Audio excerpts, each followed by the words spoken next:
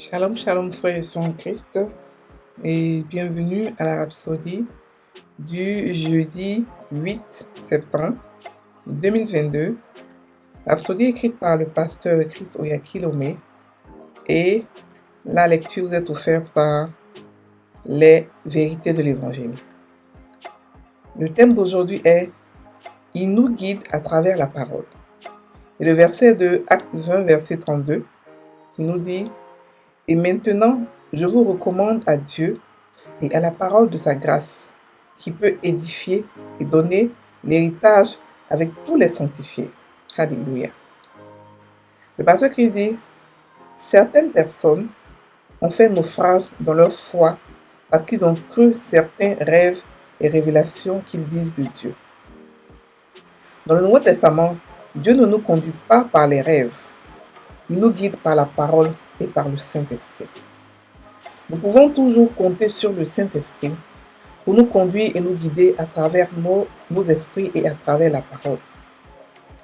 Vous pourriez être prompt à demander, qu'en est-il d'Acte 2, verset 17 ? Cela n'indique pas que Dieu continue de guider à travers les rêves.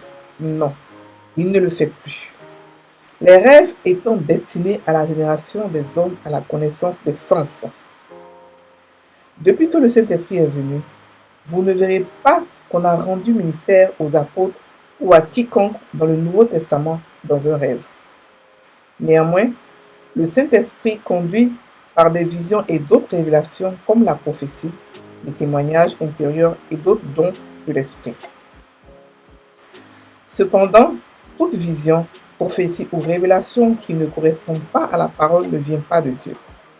Cela rappelle l'histoire d'un certain homme qui était chrétien depuis de nombreuses années et qui a eu une vision où quelqu'un est entré dans la pièce portant des sandales et une robe blanche et couvert d'un nuage. Il a raconté alors qu'il regardait les pieds de la personne vers le haut pour distinguer son visage. L'image a soudainement parlé et a dit « Ce n'est pas ma volonté de te guérir » et a disparu.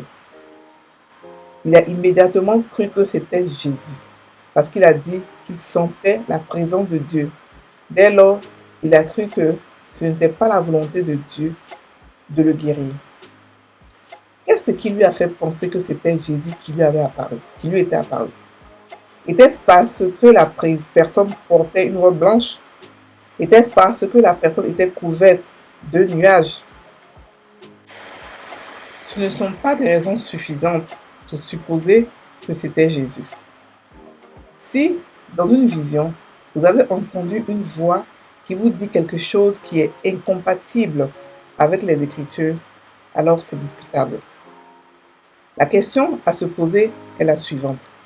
Est-ce que Dieu veut que les gens se portent bien? Absolument oui. Lisez 3 Jean 1, verset 2. Il ne viendra jamais à vous dans un rêve ou dans une vision pour vous dire quoi que ce soit de contraire. Il ne se contredit jamais. Chaque révélation doit être soumise à la parole de Dieu. C'est la raison pour laquelle vous devez étudier la parole et la connaître pour vous-même. Alléluia. Fin de la Rhapsodie.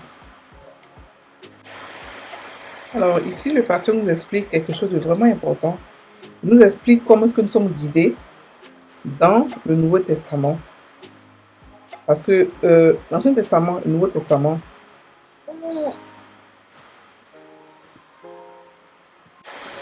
Alors, aujourd'hui, le pasteur nous parle de quelque chose de vraiment important. Il nous explique comment est-ce que Dieu nous guide. Beaucoup d'entre nous croient que Dieu nous guide par des rêves. Parce que dans l'Ancien Testament, il guidait Daniel, tout ça dans les rêves. Mais l'Ancien Testament est différent du Nouveau Testament. L'ancienne alliance est différente de la nouvelle alliance. Nous marchons par l'esprit. Nous ne marchons pas par les sens. Eux, ils marchaient par les sens. Donc, il fallait qu'il y ait des révélations dans leur sens. Dans le Nouveau Testament, nulle part on a écrit que c'est par des rêves par des rêves que les apôtres ont été dirigés. Non. Maintenant, nous sommes dirigés par quoi?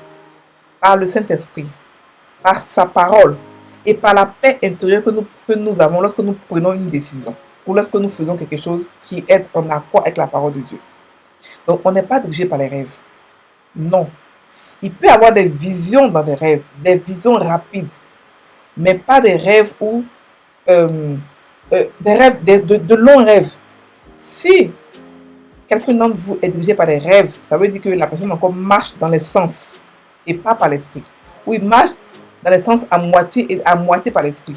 Sinon, Dieu nous dirige par les sens. Si vous voulez voir comment est-ce que comment la nouvelle génération, la nouvelle création marche, regardez les actes des apôtres. Regardez comment est-ce qu'ils ont été dirigés. Regardez le Nouveau Testament. Comment est-ce que les apôtres ont été dirigés. Pour pouvoir comprendre comment est-ce que nous sommes dirigés dans le Nouveau Testament. On n'a pas de rêve. On est dirigé par le Saint-Esprit. Et on est dirigé en accord avec la parole de Dieu. Le passage nous parle de quelqu'un qui était malade et qui a reçu une vision, mais je sais pas, une apparition de quelqu'un qui est en blanc, qui lui a dit que c'est pas de ma volonté que tu sois guéri. Et il a cru que c'était Dieu. En quoi est-ce que ce monsieur qui est venu lui apparaître était Dieu? Parce que d'après lui, il était habillé en blanc, il avait une nuage sur lui. Dieu ne peut pas se contredire. Jésus ne peut pas se contredire, c'est impossible. Jésus est mort pour nos péchés, pour nos maladies, pour qu'on soit dans la santé divine. Et il nous a dit aussi, allez-y guérir les malades. Celui qui guérit les malades là, lui-même, est-ce qu'il doit être malade? Il ne peut pas être malade parce que c'est lui qui guérit, c'est lui qui est la source de guérison. Donc pourquoi est-ce que Dieu va se contredire pour pouvoir, je ne sais pas, faire des choses? Il n'est pas un menteur, il ne se contredit pas dans sa parole. Non, c'est impossible, il ne se contredit jamais, il marche. Sa parole pour lui, c'est... Ça veut dire que c'est un Dieu qui tient sa parole. Il tient sa parole. Donc sa parole pour lui est très importante. Il ne ment pas et ne se contredit pas.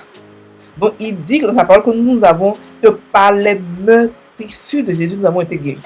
Pourquoi est-ce qu'il va encore donner la maladie à quelqu'un d'autre? Pourquoi?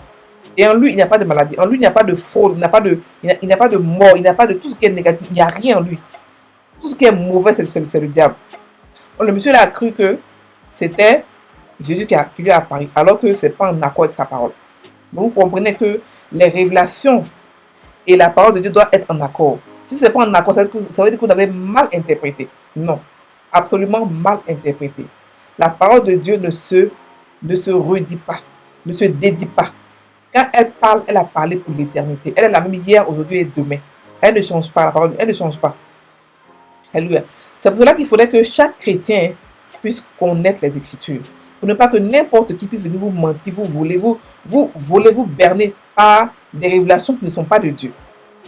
Quand vous avez une relation avec la parole de Dieu, une relation avec le Saint-Esprit, vous savez discerner les mensonges des gens. Vous savez savoir, vous comprenez qu'est-ce qui est mensonge, qu'est-ce qui n'est pas mensonge.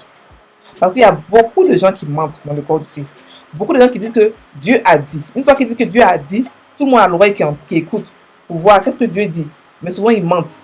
Oui, ils mentent. Les gens sont prêts à mentir rien que pour avoir l'attention des gens, d'autres personnes. Donc, sachez discerner et comprenez qu'il faudrait que vous ayez votre propre relation avec la parole de Dieu.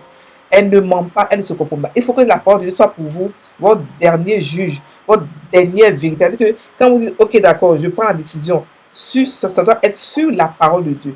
Elle doit être en conformité avec ce que vous avez reçu comme révélation. Si elle ne l'est pas, c'est que la révélation est fausse, mais elle a été mal interprétée.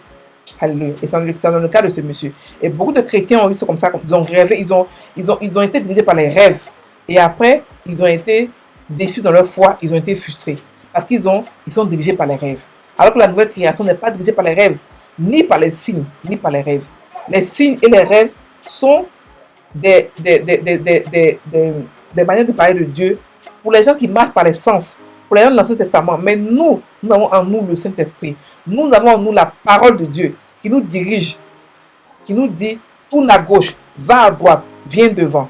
Donc nous ne sommes pas dirigés par les rêves ou par nos sens. Alléluia. Et tout ce que nous recevons comme révélation de Dieu doit être en accord avec sa parole. Si elle ne l'est pas, c'est que l'interprétation est mauvaise. Alléluia. Et je profite pour vous dire aussi que le désert n'existe pas.